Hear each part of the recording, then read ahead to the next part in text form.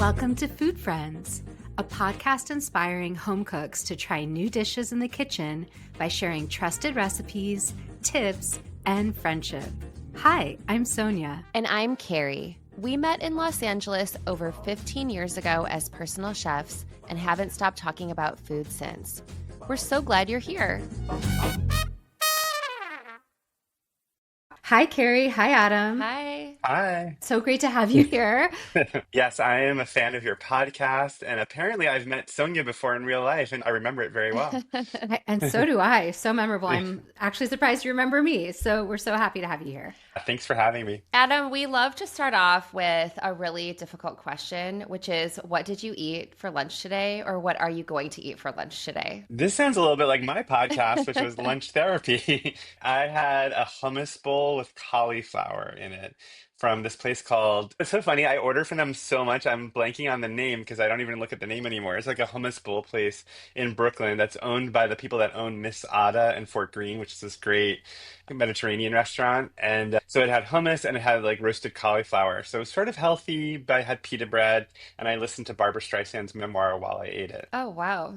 So there's two great synchronicities. One, you did have a podcast called Lunch Therapy, which was wonderful, and you would really get into sort of the emotions, the stories behind what people. We won't do that with your lunch today. We're just I gonna. don't We even know just what like. it says about me. But also a fun coincidence because we just recently shared a story where Carrie had catered for Barbara Streisand. And What? yeah. Well, that's a story for another day, but I will say she has an incredible garden. And so I was invited to come and harvest food from her garden. And then I cooked a dinner party that I actually got to be a guest at too. So it was pretty amazing. Yes. Whoa. I mean, it's so Legendary. funny. I've been listening to her memoir while I eat for the past what feels like years. And every time I turn it on, Alexa, oh, I just said her name, sorry. She'll be like, you have 1 day and 14 hours left in this memoir. Like, it's so long. Amazing. I need to listen. Okay, well, first of all, we want to congratulate you on your book, Food Person, your new novel, which it's Thank you. such a fun read. It has so Oh, many surprising twists and turns. It's definitely to me like the perfect vacation book. And anyone who cares even remotely about food or food media or cooking or friendship, I don't want to spoil anything, but I feel like it delivers on all those counts. And what you're really talking about in the book is someone who ends up being a ghostwriter for a celebrity cookbook and for a not so easy to work with celebrity, which may, often be the case for ghostwriters. So after 2 decades of writing about food and being a food blogger, what made you turn from writing recipes to writing a novel? And was anything based in real life experience? well, first of all, thank you for all the nice words about the book. I really appreciate that. I had like a double life all this time. Nobody knew, but I was always trying to write novels and always trying to write plays. And that was always going on in the background of my food blogs. The problem was I just wasn't very good at it. And I really struggled to get out of my own head. And, I think it's like when you're young, you want to be like the next Kurt Vonnegut or the next, Vladimir Nabokov. It's like, sort of like you have to sort of come down from that mountain and just be like, okay, who am I really? Like, what do I know? What do I have to say? I mean, I'm 46 years old, so it really did take that long to get to this place where I'm like, well, I know a lot about food. And to answer your other question, I've ghostwritten a celebrity's cookbook, and that seems like a good subject for a novel. So I think I let go of some of my pretensions and just was just like, I'm going to write a fun book and let it just be like the Devil Wears Prada in the food world and enjoy myself while I write it. And it's totally fine to write a book that people can just enjoy at the beach and have a good time. But hopefully it's nutritious enough that it doesn't feel like just like candy, that like it feels like you get something out of it. So that was my goal. And so I did ghostwrite a celebrity's cookbook, but similar to, I'm sure, your experiences catering, I signed an NDA. So I can't talk too much about that. Adam, one of the characters in your book owns a culinary bookstore that's based on several that we love and admire, including Bonnie Slotnick's in New York and Omnivore Books in San Francisco. It's clear how serious you are about cookbooks, and I'm just wondering if there is a cookbook that you feel like every home cook should own in their kitchen. Well, first of all, since you do have a video component, I'll maximize that for you and just show you. These are my cookbooks, and you can see I have stacks of cookbooks. Wow. And then these are my vintage cookbooks. Oh, That's even more wow. cookbooks. So I just have a lot of cookbooks. And in terms of the one everybody should have in their kitchen, that's a tough one because I think there's different levels. It's like if you're just starting out, I will admit, and I don't know why this is a guilty thing, but Barefoot Contessa books were my first cookbooks. And I think she's great. I think, there's a reason she's so successful. I think her recipes really work. I mean, she really tests them. And what's fun about her books is that if you're a starter or if you're a beginner chef and you want to have something truly delicious at the end, she's somebody who maximizes flavor and who wants things to taste really good. It's not about health, it's not about calories, it's not about anything else. It's just about pleasure, which is why her coconut cupcakes, I think, have 6 sticks of butter in them, two in the batter and like four in the frosting. I just love that she's a gateway to pleasure and helps you experience pleasure from cooking. Now, if you've already cooked for many years and you want a level up, this one is kind of not as popular. But Nancy Silverton in LA wrote this book called Mozza at Home, which is different than her other Mozza book, which is restaurant food. Her Mozza at Home book is sort of what Nancy Silverton cooks at home. And I absolutely love that book. Her chili, like her eggplant lasagna, her hummus, burgers, just the way that like a brilliant chef makes home cooked meals. And I love that book so much. Yeah, I agree. I actually own that book as well. I didn't catch this in my reading of the book, but my friend Maylin, when she makes burgers, which is something Nancy does at home all the time, she puts mustard on them before putting them on the grill. And that's one of her big tricks. It sort of Mm. trickled back to me in a different way, but it is a genius book. I agree. Do you know what Ina Garten's trick is for burgers? No, Well, tell us. She puts a pat of butter inside the meat. stop. Of course she does. Yeah, Of course she yeah. does. She does. It's on her show. I'm not making this up. So she's on brand. I support everything that woman does. Yes. So Yeah. talk about audiobooks. I listened to her memoir on audiobook Yeah, and it I was did like too. such a choice. I think it was better than I could ever be reading it, honestly, because you get to hear her voice. But there's so many details in your novel, Adam, that feel like written for true food lovers. Of course, if you're not a big cook, you would still enjoy it. But I love the kind of, I don't know if they're Easter eggs or just, just like little moments that really feel like for any insider jumps off the page. And you mentioned several really significant cookbooks in there that you haven't yet mentioned. You mentioned the Zuni Cafe cookbook, the Chez Panisse cookbook, the Auberge of the Flowering Heart, which I think is such a lovely one to mention. And so you clearly have such a wealth of knowledge on the subject matter. In terms of food writing and those incredible voices in food writing, is there anyone that you really admire and look up to? Yes, I mean, right out of the gate, I can answer that and just say Calvin Trillin. He was my first funny food writer I ever read, and I just loved how unpretentious he was, but yet sophisticated. I mean, he wrote for The New Yorker and he wrote about politics, he wrote about so many other things, but he treated food just as seriously. And I love the way that he writes about his family and his wife and just integrates food into that. The other one, I mean, I'd have to say is Amanda Hesser's book, Cooking for Mr. Latte. That's still one of my favorite food books just because it's so fun to read. It's sort of like Sex in the City in that it's about her relationship and courtship with her Mr. Big, who is Tad Friend from the New Yorker. And it's about their disagreements about food and how he puts sweet and low in his coffee and just like all these little minor things. And then also Nora Ephron, of course, Heartburn. So there's a common thread to all of this, which is they're all funny. And I like funny food books. Nora Ephron is in my top three for sure. Oh, yeah. Yeah, she's an underrated gem in terms of her prose writing. I think a lot of people just think of her for her movies, but she's an incredible just writer, and her essays and her novels are incredible. Adam, I'm wondering if you have, aside from Anna Garten and Nancy Tilverton, do you have other big culinary inspirations when you're cooking in your kitchen? Is there someone else that you're also kind of channeling while you're doing that? Yes, Lydia Bastianich. Oh, I cut my teeth watching PBS cooking shows. I mean, I still watch cooking at PBS cooking shows. Her show, I gotta say, and this is kind of saucy of me, has gotten a little more generic because she's shifted away from just doing Italian. So now she'll do burgers, she'll do like grilled chicken, and it's like, no, I don't want you to do that. I want you to do like your polenta lasagna with authentic kind of cheese and provolone.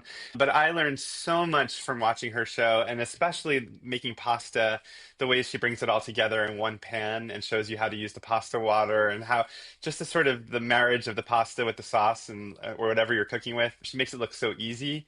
And I just love the knowledge that she brings and the authenticity that she brings to her food. Yeah, I mean, again, these are all legends, but there's sometimes people miss them. I don't know that everyone's seen Lydia Bastianich's PBS show. It's a treasure. And it's like Yes. it's very calming to all those shows to me. It's like if I'm having a Oh sick yeah. day, I just want to get into bed and watch Ina and Lydia and Julia even. Yeah, oh yeah. Well, I'll say that I've said this on another podcast, but I'll say it here too, which is that often I fall asleep watching PBS cooking shows. But the thing is, I think that all the knowledge like seeps into my unconscious mind and makes me a better cook. So I think if you just fall asleep while watching them, you'll be fine. That's actually a good tip. I actually have a friend who tells me that she falls asleep to our podcast for that reason. So, Oh wow. anyway, Okay, that's like I a know. backhanded It compliment. was Yeah. like but I take it as a compliment. She said she Yeah, finds it's it very nice. soothing. It is soothing. Right. I mean, talking about food, I think can be, especially depending on who's delivering it. So, going back to your novel, which actually inspired a lot of these questions because there's so much there, you have these two main characters who are diametrically opposed. One who is an experienced, avid home cook who has a true talent, but also endless curiosity for cooking. And another character, the celebrity, who can't chop kale, can't do basic skills. And in this course of the novel, you're having the cook sort of try to bring the non-cook into food and get her excited about cooking. So this made us wonder, is there any recipe that you think is a gateway for a home cook to get excited about cooking? Or when someone who's barely ever cooking comes to you and says, Adam, like, what should I make? Do you have something that you advise them on? It's so funny. So I wrote a book of essays 15 years ago called The Amateur Gourmet that was based on my blog. And the first chapter was called Start with Tomato Sauce. And it was just because for me, that was the gateway. Like it was like, oh, you just instead of buying a jar of tomato sauce, you just buy a can of tomatoes, you buy some olive oil and some garlic and you basil, and you just do that, and just the smells and the experience of learning how to do that, the way that the transformation happens from raw tomato in a can to cooked, juicy, saucy, garlicky, oily sauce can be really magical. But I think my biggest piece of advice is to really tap into whatever you're craving in that moment. So if you're a new cook and you're just starting out, it's not a good idea to like make something for somebody else and like try to make something that they would want. You have to figure out like what am I craving right now? And it could be like a strawberry shortcake, it could be chili, it could be anything. But if that's what you're hungry for and that's what you end up making, it will taste so good and it's so much more rewarding. And the more you can please yourself, the more you'll want to do it again. I think that's such good advice. And I will say also spaghetti sauce marinara was like my gateway. One of the first things that Yeah. I tried many, many times and failed at. And so it's really been something over the course of time that I've really worked on. But Adam, I want to pivot to your Substack, formerly your blog. It's been such a resource for so many cooks. You offer restaurant reviews, and the dishes that you make for your dinner parties are truly enviable. I'm wondering if there's a menu that really sticks out that is successful or that you repeat. Ooh. Okay, yeah, I do have one. I mean, this is just like something that everybody loves, which is warm chocolate chip cookies. So the Totally. day before, yeah, the day before I'll make a chocolate chip cookie dough. It doesn't matter what recipe. I actually don't believe that one chocolate chip cookie recipe is that much different than other chocolate chip cookie recipes. I think it's all about the technique. And I think of that thing that the New York Times wrote years ago about aging the dough, like letting it rest for 24 to 36 hours in the fridge makes it better. And it works to the dinner party host's advantage because you can make the cookie dough a day or two ahead. And then I scoop it onto cookie sheets and flatten it and just have it in the fridge with plastic over it and just it's just ready to go in the oven. So I have that ready to go. And then my favorite dinner party dish to make honestly is a big pot of pasta. I always make this one with sun-dried tomatoes and cannellini beans. That's a Lydia Bastianich recipe. And normally I don't do things where you have to cook it while people are there, but that one I just get everything ready to go. And then I think a big pot of pasta, a salad, and then warm chocolate chip cookies for dessert. I don't think you could do much better than that. And you don't have to make an appetizer. You can just put olives and nuts and make a cocktail. You're definitely speaking our language. All those things, I think. In fact, our very first episode was about chocolate chip cookies because Mm. I slightly disagree. I spent like many years trying every single different chocolate chip cookie. I do think the aging process is actually a key thing that makes it better, but I get Hmm. into the nitty gritty of like ratios of brown sugar to white So sugar wait, and all which is that. your go-to recipe? She's not So sharing it. I don't share my own. I has this my recipe. It's the I'm one hanging up right now. single. I'm getting off this podcast right now. I'm pushing Okay. the button right now. You have to tell us. I She won't. gives so I many have my tips own. though. You give I have my own recipe that I. It's like the one sacred recipe I do not share. I share every other recipe, and almost all of them are free online. I will say the one of other people's recipes that I personally am obsessed with is the Brave Tart recipe Okay, from her cookbook. I Uh, have it. it's an excellent chocolate chip cookie. Everything I made from that cookbook, very decadent, but amazing. But overall, there's no bad warm chocolate chip cookie on the planet, to your point. That just doesn't I want exist. to start a podcast where I just try to convince you to share your chocolate chip cookie recipe, and every episode is me trying to get closer and closer, like blackmailing you and like getting dirt, digging up dirt about you. Okay. I mean, it's like it's the magic cookie. It was the best seller at my restaurant, and now I trade it with farmers for produce. So it's a real thing in my life. I make friends with it. I feel like it's my only secret. I don't know. I don't want to call it a weapon because it's the opposite of a weapon, but you get what I'm saying. Can I ask though, is it still just the combination of brown sugar, granulated sugar, butter, eggs, and vanilla, and then chocolate chips and salt and baking powder? It's every single thing. But another key element is that it involves three kinds of chocolate, and it has to involve three kinds of chocolate, and they have to be discs that are chopped or bars that are chopped, but ideally discs that are chopped, and they So that cannot can be only chocolate mean chips. bittersweet, semi-sweet, and milk chocolate? Dark chocolate 70%, semi-sweet or bittersweet is that fine? Anything around the 60% mark, and a milk chocolate, correct? I should work for the CIA. I'm good. I'm getting so much out of you. Well, I'm happy to share. But back to you. Since it's officially after Memorial Day, it's warm weather cooking season. Do you have a go to dish for the summer or even something you're thinking about making soon? Well, it's funny. I lived in LA for 12 years and we had a communal backyard. So I didn't have a grill because we shared it with everybody else. So now I live in Brooklyn, funny enough, and we have a little patio where I have a grill. So I'm really looking forward to grilling this summer. And I did an event for my book and I was talking about how somebody had read my Substack and was like, is it true that you'd never grilled a hamburger before you, like this last week? And it was true. Like I had never grilled a hamburger before. And I actually screwed it up because I put it directly over the coals and it got really charred on the outside and then was like still mooing on the inside. So I have to learn about that. But to be honest, to answer your question, I really plan to grill a lot this summer. I want to grill corn, I want to grill shrimp, I want to grill anything you can grill. And I bought a bunch of grilling books last year. The one thing I haven't done yet, and maybe you guys can fill me in on if you've done it, is like smoking in a kettle grill. Because I don't want to buy a smoker, but I don't know how to keep the charcoal going so that you actually smoke something. I don't know. It seems complicated. It's so complicated. I once worked as a stylist assistant on who's the big grill guy on PBS? I can't even believe it. Stephen Oh, Reichlin. Steve Yeah. Reichlin. Steve Yeah. Reichlin. I worked on his show, and he would. This is one of the things he would do. I mean, it's certainly not impossible. I do think it's worth getting though those inexpensive smokers, like not the Oh, fancy ones. I do just like like a I cheaper one. those just work so much better than, but I'm not a grill expert, and I feel like someone listening is going to be like, "You're wrong. You could just use." But By the way, Steve Reichlin is around so much smoke all the time on that show. He literally is like standing in clouds of smoke. And I would pay money to read his like pulmonology report, like if his lungs are hard black, because it's like, how does he do that and not get sick? And I actually asked, I have friends that took a class from him. I was like, was he coughing the whole time? And they were like, yes, he was coughing a lot. I don't Wow. remember him coughing a lot, but I feel like that would make sense that he would. I mean, he didn't even have that gravelly of a voice, and he has Yeah. incredible energy. That show we were shooting like minimum 12 hours a day because everything with grilling, I think it was like 14 hours a day, and it was I love that like show. That's so cool that you worked on it.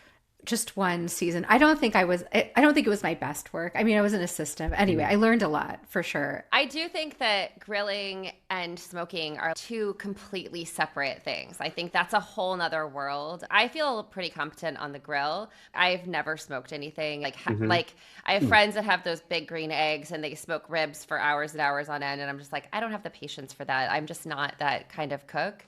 But Adam, I wanted to ask you because now that you're going to be outside grilling, I wonder if you'll use your chocolate chip cookie trick or if you have another go-to summer dessert that you're thinking about for this summer with being outside on the grill. Well, I am one of those people that go through obsessions. And so there was the period where I was really obsessed with making my own ice cream and frozen desserts. Ooh. Oh, yeah. And I could totally see this summer getting back into that. I mean, because it's so fun. And, I live in Brooklyn, and to go out for a scoop of ice cream, because sometimes I just like, let's take a walk and get some ice cream. I live near Van Leeuwen, and one scoop of ice cream, just a single scoop in a cup, is before tax and tip, is $7. So it's like, by the time you're done, it's like $10 a pop. It's like $20 for two scoops of ice cream. It's like, that's insane. And also, it's really fun to make your own ice cream. And I love David Leibovitz's book, The Perfect Scoop. And there's one in there for malted milk ball. Wait, it's like malted milk chocolate malt ball ice cream, whatever it is. Whoppers, like Whoppers, and then Yeah. malt and chocolate. And that's an amazing one. So I think I'll make my own ice cream this summer. It's also Mm, very sounds so good. satisfying to make your own ice cream. Yeah, You sort of watch it come totally. together and then you're like, oh, I did this. And you can do it ahead of time. And also, like, you can do healthier things. Like, if you don't want to eat tons of cream, you could do sorbet and make really fresh berry sorbet, or do something with Campari and berries. There's just a lot of options out there. There's something to it, just always tastes better homemade. It just does. Maybe Yeah. because it's so fresh instead of something that's been sitting in a freezer even for a few days. Okay, so we love seeing your photos on your Substack. We're going to link to your Substack in our show notes. We'll also be sending out info about it on our Substack on Wednesday. But we just love everything you're sharing because it's a window into all your fabulous dinner parties. And sometimes you show your guests, but it always gives me ideas of what I can make and what works and what doesn't. And as someone who hosts a lot, or seemingly, it seems like you host a fair amount, what do you think home cooks get wrong about dinner parties? Mm. Well, my number one thing I hate if I go to someone else's house is if they're on a diet and they punish the dinner guests by making us eat like their diet food. I've gone to people's homes where it's like, they serve raw kale salad with like grilled boneless, skinless chicken breasts, and it's like that's not what you serve at a dinner party. I mean, No. that's fine. That's totally fine to eat that during the week, but if you're gonna have people over, you have to let go of like your food issues. I mean, we all have food issues, but if you have major food issues, maybe don't host a dinner party. I think not seeking pleasure, not finding pleasure in food, not wanting to give other people pleasure. I mean, pleasure is the key, right? So it's like, however you give people pleasure, whether it's through mixing a drink, whether it's through making dessert, whether it's through buying really cool cheeses to put out on a cheese plate. I mean, you don't even have to make a lot. Like, you can just buy a lot of good stuff and put it out. But I think it's about trying to let go of your neuroses and let go of like all your worries and cares, and just creating a space where everyone can just sort of relax and enjoy themselves and not be self-conscious. Yeah, I think that's a really good suggestion. I'm wondering if you have a go-to response when one of your guests says, what should I bring? Do you always let people bring a bottle of wine? Yeah. Wine, and I'm not a wine snob, so it's actually really nice because I know some people are like, "Oh, I won't serve this wine with tonight's dinner," but like, I'm like fine cracking open whatever anyone brings. If we're having fish and it's like a dark red, maybe I'll put that aside and open a rosé. But I think wine is so easy, and sometimes people bring flowers or chocolates or little gifts. Somebody just brought me nuts from 11 Madison Park. I guess they sell it at Oh, little stores here, and that was great. They were like seasoned with like seaweed or whatever. But yeah, wine is great. yeah, it's easy. I'm also in the bring a beverage. I always say, like, bring a beverage you enjoy drinking Yeah, that's a good way to because, put it because not yeah, everyone drinks these days too. So like whatever you like to drink. because sometimes people will bring a red wine and they'll be like, should we open it? And they'll be like, oh, I don't like red wine. And I'm like, but you bought a red wine. So, Yeah, that's true. Yeah, that is funny. It uh, is funny though because I'm not that big a fan of natural wine. I know that's a very controversial take, but like, I have a lot of friends that will bring like the funkiest, weirdest, like burpiest, like natural wine, and I'm like, oh, but I have to get over that because it's very good for the environment. I don't know. It's good to drink natural wine, I guess. although there's some natural wines that are funkier than others. And I'm with you. I Yeah. don't like a super complicated, hard to drink wine. I'm a really basic lady when it comes to wine. So, Yeah. I'm a yeah. basic lady when it comes to wine too. So, also on the hosting topic, do you have any hard and fast rules? Things like, do you let people help you in the kitchen when you're hosting? Ah, that's a good one. No, I'm a control freak. I mean, people will try to join me in the kitchen and make small talk and like shaking with rage while they're in there. No, I'm just kidding. Um, Wait, what was the question? Sorry, I Yeah, I mean, that interrupted was you. sort of like if you have any hard and fast rules as a host. And I was curious specifically about things like, because I'm that way too. I don't like people being involved in the cooking process at all. But some people have a hosting philosophy of like, get them in the kitchen, put them to work. So I'm just curious if you have any hard takes on this is how I host, this is what I like. Yeah, I mean, except for the pasta thing I talked about earlier, mostly I'll have everything ready to go before people get there. So it's usually like a braise or stew or just something that's in a pot. It's already ready to eat, or something in the oven, like slowly roasting. If it's just like everything is ready. So when the door opens, I take the wine, I put out the cheese, and I think the key as a host is to sit on the couch with your guests at the beginning for 30 minutes and be present and sort of be there and make people comfortable, and they're new to your house and they might not know everybody, and so like you have to put everyone at ease before you transition to the table, because I feel like if you race everybody to the table and start like stressing out over food and like sweating and being nervous, it creates the wrong energy for a dinner party. And you have to remind yourself, this is not about being the best cook. This is about creating a nice space for people to kind of come to and feel relaxed. I think I said this earlier, but just like a safe space for people just to sort of unwind. Like that's what it's about. A lot of people who have kids want to get away from their kids. People who have jobs where they were like miserable all day want to just come somewhere and chill out. And they don't want to come to the home of somebody who's like freaking out because the roast is over temperature or the chicken looks too dark. I mean, that makes people unhappy to have to experience that vicariously. I think that's such a good tip. As someone who has cooked professionally, that's something I really struggle with as a host is this idea that I would like sit down and for 30 minutes and not do anything because I do invite people into my kitchen. I'm a little opposite. I worked as a personal chef, so people were always in the kitchen with me, always talking to me. And so I can do that, but it does make for like a distracted host. I definitely still struggle with that. And Carrie is way better at dealing with people in the kitchen than I am because we've cooked together, we've catered Mhm. together, and I'm just like I just like get out, like like don't distract me, don't touch my like she's like people will be taking things out of her hand, out of the bowl she is working in, and she just doesn't mind, and she's so Oh God. chill, and I'm like so not like that. I'm a little bit more of your like everything's ready. I'm really calm. Let's have a drink and an appetizer. I kind of am aware of the time, not too long, but enough time. But I think that feeling, regardless of whether you're a Carrie style cook or more like you, it's the feeling of calm. So when your host Yeah. is calm, no matter what, your guests are going to feel better. And by the way, like if the food is done and I'm just plating, like I'm happy to have people in the kitchen. Let's put like some cheese on the pasta or parsley. I'll bring it out together. And even like clearing the table, like that's fine. It's really if I'm like in the nitty gritty, like if I'm like really in there and like I'm frying chicken or something, it's like I'm so already neurotic to try to do two things at once can be hard. Adam, I'm just curious. Have you ever had a hosting disaster? Is there a dish that you have sworn off that you just won't ever make again? Because I think we've all had those moments. So, I mean, in the early days of my blog, because I started my blog in 2004, most of my posts were disasters, just like things that went really wrong. And I think, one of the worst ones was I had never really cooked fish before. I mean, this was so early on, and I was making like a fisherman stew. And I bought all this fish and all the seafood, but the recipe wasn't great. It might have been from the River Cafe cookbook, which I think is a great cookbook if you know about cooking to begin with. I don't think it holds your hand in the way other books do. And for whatever reason, like I put the potatoes in late and I put the fish in early. So what you ended up with was like shreds of floating fish and then rock hard potatoes that were inedible. And all my friends were like, no, this is delicious. And like similarly, in those early days, I tried to do Edna Lewis's fried chicken, where she has you fry it in butter and lard. And butter is really hard to fry chicken in butter. I still don't quite understand how that could be possible because the smoking point of oil is like 350 degrees, 400 degrees, and butter burns. So to fry your chicken in butter, it just seems like a wild idea unless it's clarified. So I mean that was a disaster. But to this day, I've had dinner parties where I'll serve salmon, be like, here you go. I just roasted this in the oven, roasted salmon, and everyone will cut into it, and it'll be like completely raw on the inside.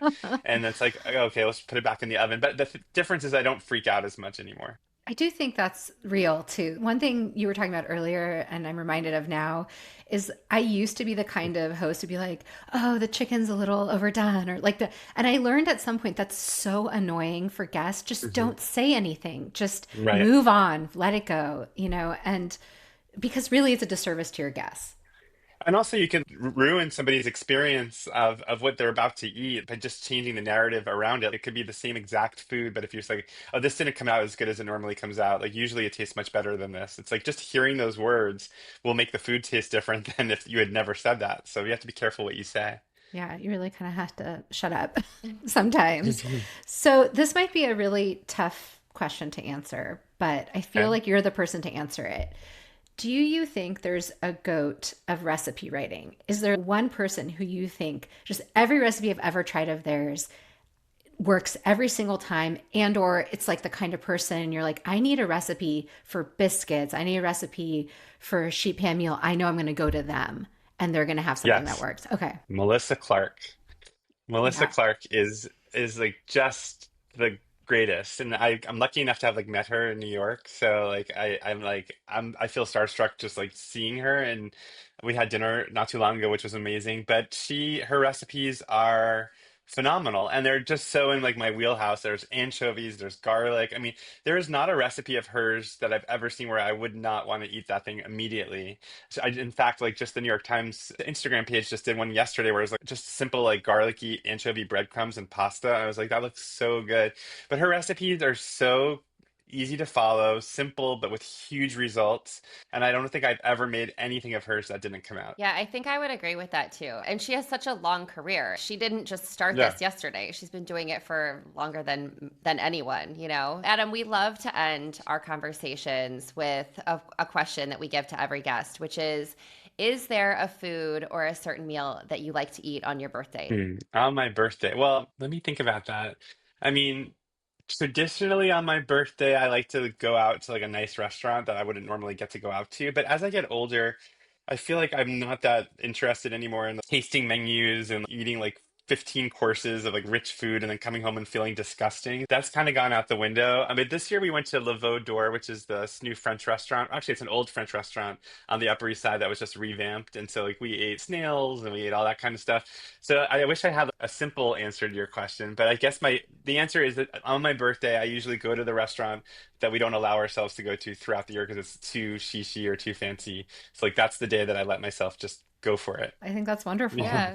Well, Adam, we want to congratulate you again on Food Person. We will also link to the book. It's such a fun read. I am certain our listeners will love it. It's really written for people who love food, who love, again, friendship, romance, a good meal. I feel like it covers a lot of ground and is just so well written. And it's a huge achievement. So, congrats again. And thank you so Uh, much for talking to us today. Thank you so much. It was so much fun. It kind of flew by. I can't believe that we're at the end. I know it could go on a lot longer. I have more questions to ask, but maybe we'll have to Okay, have you next. back sometime. Yeah, I'd love to come back. Well, thank you both so much, and I hope to see you in real life soon. Thanks for being our food friend. If you enjoyed our podcast, please subscribe, leave us a review, and share this episode with friends.